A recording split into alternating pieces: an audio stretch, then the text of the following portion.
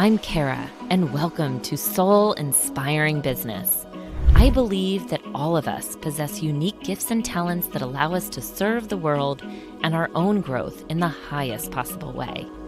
Our lives are an expression of our thoughts, beliefs, and actions.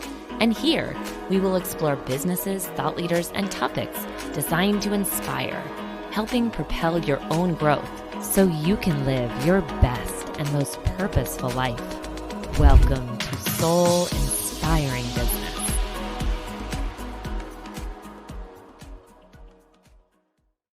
Welcome back to the Soul Inspiring Business Podcast. I'm your host, Kara, and I am glad you're here. And we have been so blessed on this show with so many great guests and amazing entrepreneurs and business owners that I've had the pleasure of meeting with and that hopefully you've learned a lot from as well. But for the next 5 weeks, I'm playing with something a little different because I've been in a lot of conversations and rooms recently where there's been, people that are discouraged or saying, well, I'm stuck. I don't really know what to do, how my business doesn't really seem to be moving, or I'm not really sure where I'm supposed to be next, and I don't know what to do. And so what I wanted to create was this 5-week series that hopefully, with the intention that you can get something from it, that you can ground into more of what you're to do next, that you can start leaning into and creating opportunities for yourself and for your business and getting clarity on what it is that is next. And really, it all starts with leadership. And the leadership, not necessarily leading other people, because that's part of leadership, but it's also how are you leading yourself? How are you showing up in the world as a leader? Because that will determine the potency of what you're able to create. And so I thought we would start in this 5-week series designed to really help you create more abundance. Started by thinking of it as an abundance series, and then it's kind of taken shape in different ways. So we're going to see where it goes. But I think one of the most important things to start with as we think about how do we more consciously create or intentionally create what we want, it really starts with figuring out where are we operating now, having awareness on how are the things showing up for you currently, and what are you doing now, and how might some simple shifts allow you to show up differently. And I have this, kind of beautiful image. This is not it.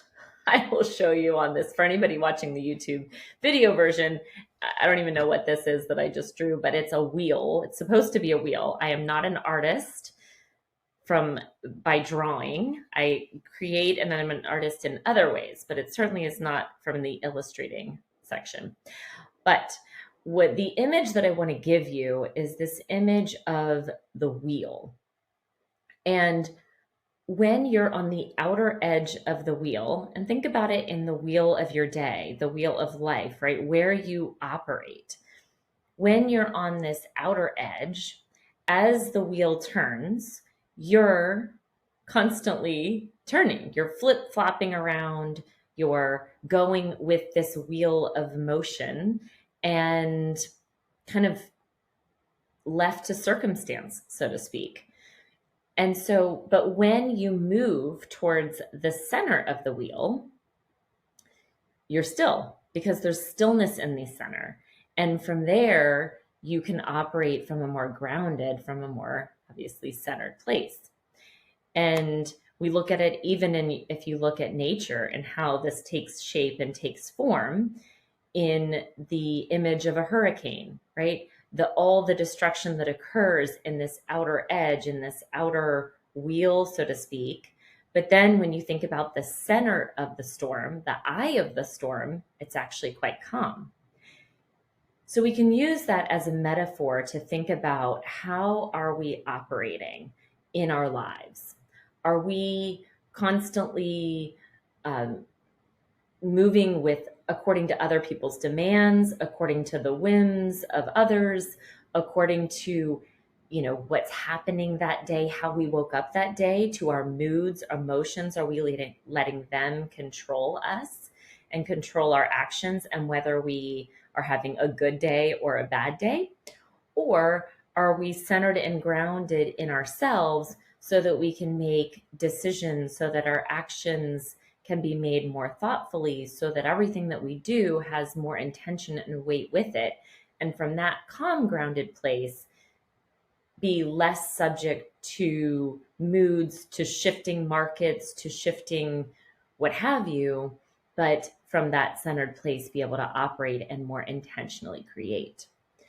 So that's what I really want to focus on today, is figuring out what are the things that you need to do for you to ground yourself into the day. And I can give you some of the things that have worked for me and that I've found work for others, just from being in conversations with others and understanding what are the things that work for them. And then what I want you to do, or what I'd invite you to do really, is play with some of these over the next week and see how they shift your day. See how you may operate a little differently with your team, or in your business, or with your kids, or with your family, right? So, how can some of these simple shifts create really profound changes in how you operate just in daily life, which in turn is also in your business and personal life as well? So some of the things that I think, one of the biggest things that, in talking to so many different entrepreneurs on the show, is that most people have some sort of morning routine. And I think sometimes that word can trigger people because it's talked about a lot. It's a buzzword. People talk about all sorts of different morning routines. But there's a reason that people talk about it. There's a reason that the people that are at the top, that are leading these really incredible lives on purpose, talk about it. And they talk about it because there is something to it. But I think that what you have to do is figure out, just like with anything, intuit to yourself and go inside and see what feels right to me, what's going to work for me.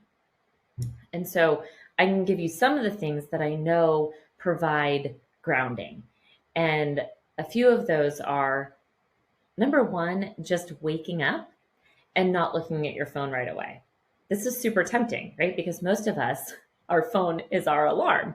So as soon as we wake up, we are automatically on our phone because it's what actually woke us up. I struggle with this too.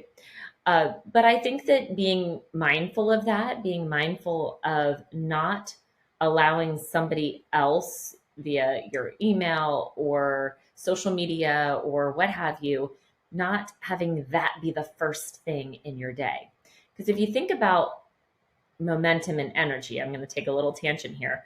When you think about momentum and energy, all of them, all thoughts, everything that we're going to create has a certain momentum to it. And the stronger the momentum, whether that's positive or negative, can lead us to either positive or negative outcomes. And when we're sleeping, we have the opportunity to stop momentum, right? Because we're not thinking in that space. It gives us this forced stop of momentum and an opportunity to reset. So if you think about it from that way, then every morning you have the opportunity to reset your energetic frequency. You have the opportunity to reset the momentum that you're going to carry into that day. So when you can start your day in your own divinity, with your own intuition and guidance on what's meant for you that day versus somebody else's, what they need from you, imagine how much more powerful that can be. So a few just practical tips, not starting your day with the phone and really trying to get grounded into some type of practice of mindfulness. So for me, practically, what that looks like is meditation. And I have an app that I use, Sacred Acoustics, that I'll use for meditation. I also really I've been loving this recently, but YouTube has some really great uh, sound healing bowls. And they're just really good for kind of resetting and getting into a certain state of mind. I'm not going to go into journaling and visualization and everything like that right now, but I really want you to just think about the just coming home to yourself almost as a start of the day. The other things that I find can be super helpful for grounding whenever you're feeling, this can be really any time in the day, but it's really helpful in the morning because it starts that momentum shift, is some type of form of exercise, whether it's a walking. I think nature and just being in nature, being surrounded by trees, being surrounded by water, nature, that can be super grounding. And there are all sorts of types of studies done on what it is and what it does for just our system to be in nature, and which is its natural state. And then, on the show, I met with countless guests, and they all have different ways of getting grounded and centered. One was going on a motorcycle ride, and I think that was Steve Sims. He said, well, when I go on a motorcycle ride, it kind of clears my mind, and I bring a journal with me, and when I get ideas, I write them down. But having some sort of routine in the morning where you get up and you center yourself, you come home to your own guidance, your own intuition, so that you can set the day and start the day from this very grounded, centered place. So these shows are going to be sort of quick because that's what they're intended to do, is give you a quick start into consciously creating for yourself. And so again, today, really what I wanted to message for you was helping you think through, how are you going to find center? What are the ways that you've found center in the past? Are there times in your past when you've been at peace, and what kind of things helped you get there? Was it a certain exercise? Was it a certain morning routine? Was it, being in nature and just walking meditation? Was it one guest, this was Sharon Srivatsa. He was talking about how one of his mentors just stared into the fire, and that was his way of just getting centered and finding peace. So what does that look like for you? And could it be possible that by making a shift, by making a decision that every morning for the next week, you're not going to look to your phone right away when you wake up, but you're going to create some type of conscious routine to ground into that day? And it could also even start with asking some questions about, what is it that I need to do today? What are, not necessarily your to-do list, but what is it that, maybe start just asking the questions. What are the things that are going to really help me shift my business today? And let it be a question.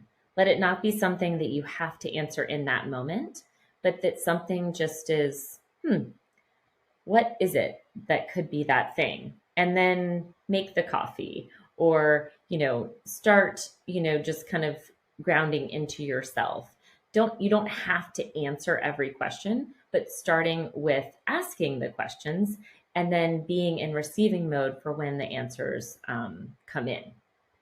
So this is all about, again, leading yourself into a soul-inspiring business and life. And it starts with you. It starts with how you show up. So I hope this is helpful, and I'm really excited to go on this journey with you. And I'd encourage you to try it out this week.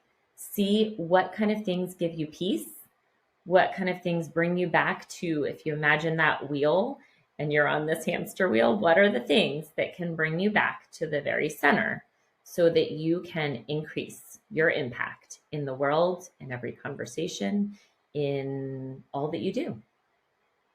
Sending you lots of love, and I'll see you next week. Loved being here with you today, and would love to connect with you more over on Instagram. My handle is linked to the show notes, or you can just type in @Chaffin Donofrio. And I have something special for you as a free gift, my dynamic life journal.